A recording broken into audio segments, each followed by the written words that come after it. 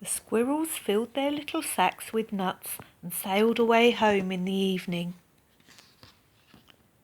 But next morning they all came back again to Owl Island, and Twinkleberry and the others brought a fine fat mole and laid it on the stone in front of Old Brown's doorway and said, "Mr. Brown, will you favour us with your gracious permission to gather some more nuts?"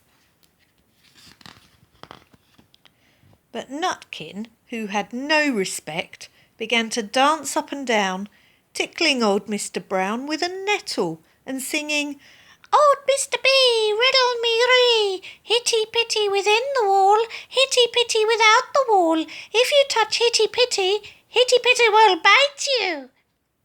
Mr. Brown woke up suddenly and carried the mole into his house. He shut the door in Nutkin's face.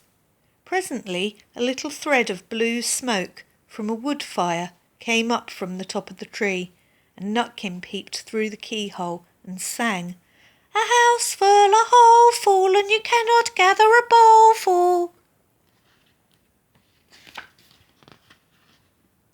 The squirrels searched for nuts all over the island and filled their little sacks, but Nutkin gathered oak apples, yellow and scarlet, and sat upon a beech stump playing marbles and watching the door of old Mr. Brown. On the third day the squirrels got up very early and went fishing. They caught 7 fat minnows as a present for Old Brown.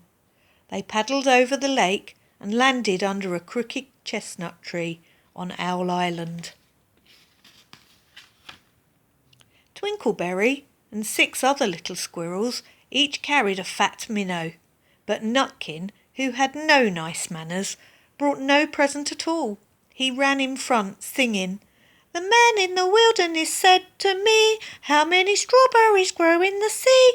I answered him as I thought good, 'As many red herrings as grow in the wood.'" But old Mr. Brown took no interest in riddles, not even when the answer was provided for him.